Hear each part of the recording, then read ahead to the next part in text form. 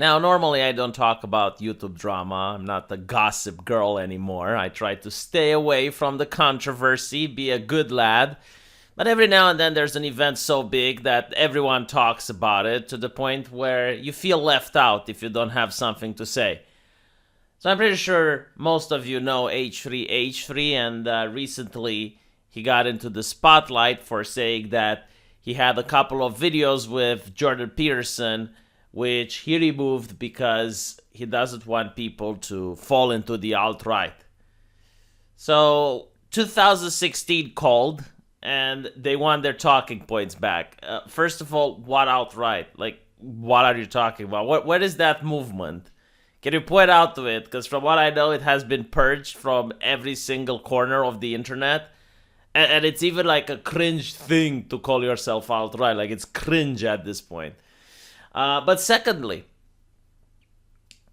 the idea that Jordan Peterson would require the platform of a YouTuber is beyond laughable. I mean, the man is the world-renowned clinical psychologist. Everyone that's in the business has heard about Jordan Peterson. He's not an esoteric figure that managed to become famous because he appeared on a YouTube channel. Secondly, I believe it was like his Channel 5 interview, which has millions of views, and YouTube keeps shoving it down my throat with the algorithm. Yeah, with Kathy Newman, that one, the Lobster Man. Yeah, I mean, like that is making him famous. Like when you manage to go into the mainstream media so that everyone sees you, it's kind of irrelevant whether or not you appear on the channel of some YouTuber.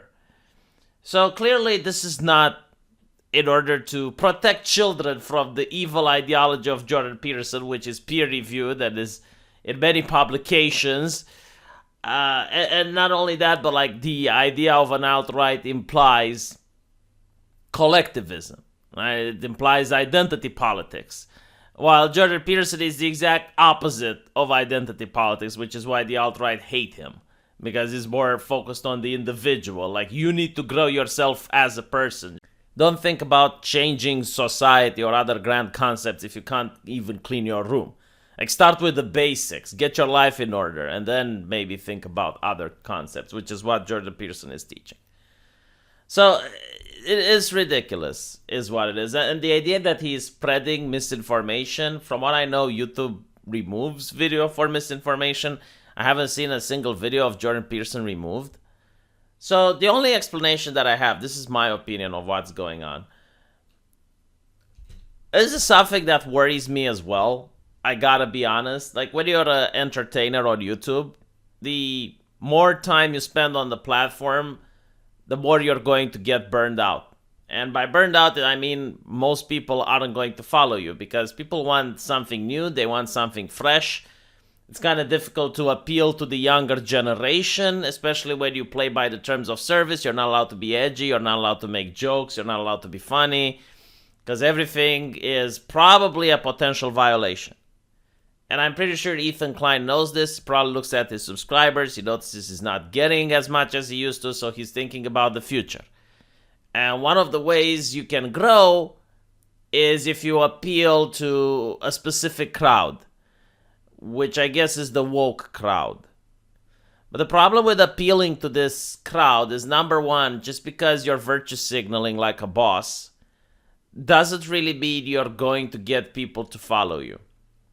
I mean, the thing with Steven Crowder that H3H3 did, I'm pretty sure that got a lot of views. You know, him trolling Crowder definitely would have got him a couple of subscribers.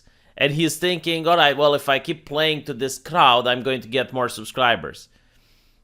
I don't think he's going to get them, to be honest. And even if he does, they're not worth it, man. I don't know if he listens to this video, but look what happened to Nostalgia Chick. This is what happens when you court that particular demographic.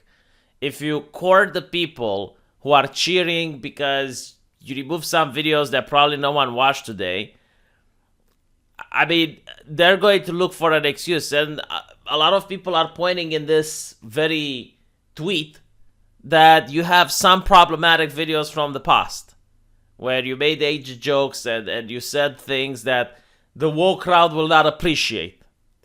So you're courting people who enjoy seeing others being ruined. They enjoy seeing people more powerful than them getting destroyed.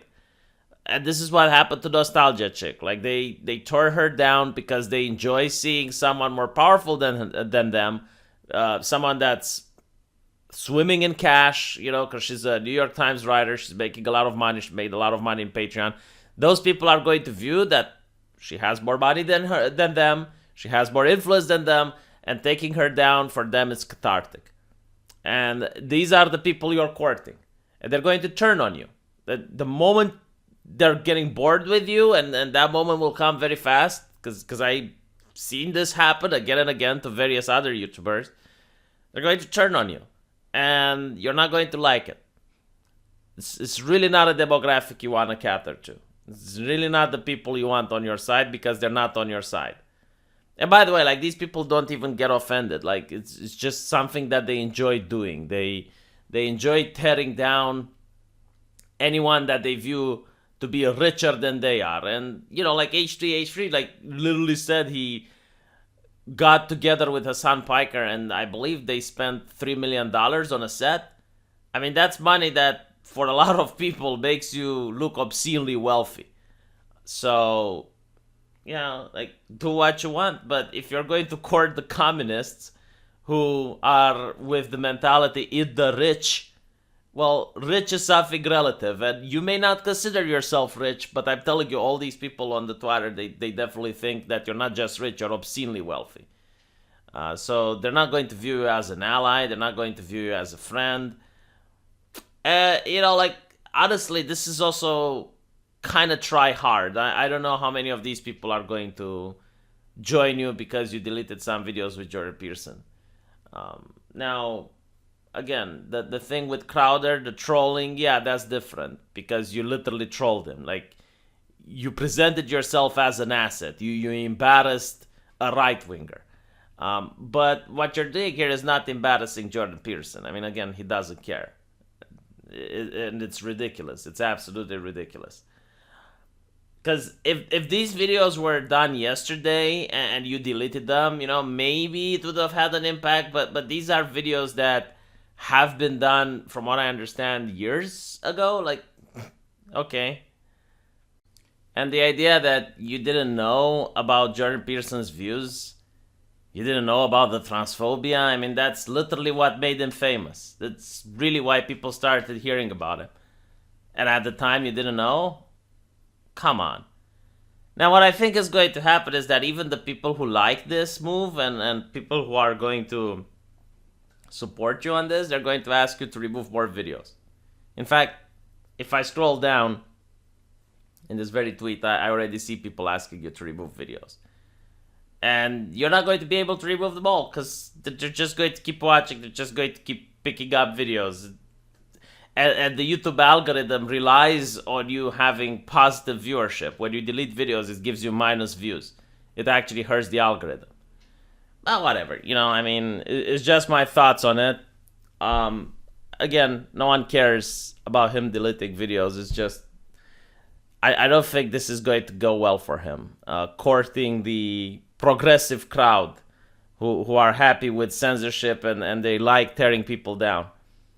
I mean, my advice to Ethan, if he actually watches this, I would suggest that he goes back to his roots and make good quality content and funny videos.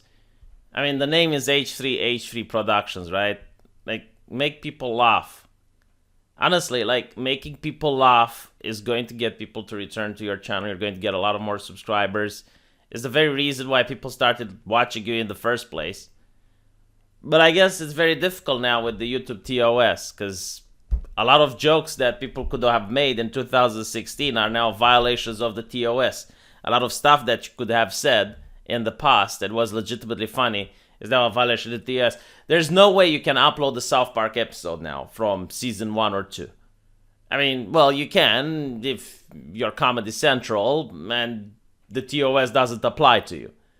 But, like, pick any episode of South Park from the first seasons, and I will show you at least 10 community guideline violations. You would not be able to air any of that. Like those jokes are now not allowed. So with that in mind, I can understand why it's difficult to make people laugh, but take it as a challenge. You know, try to make people laugh even with the terms of service that are now on YouTube. I know people that manage to do it.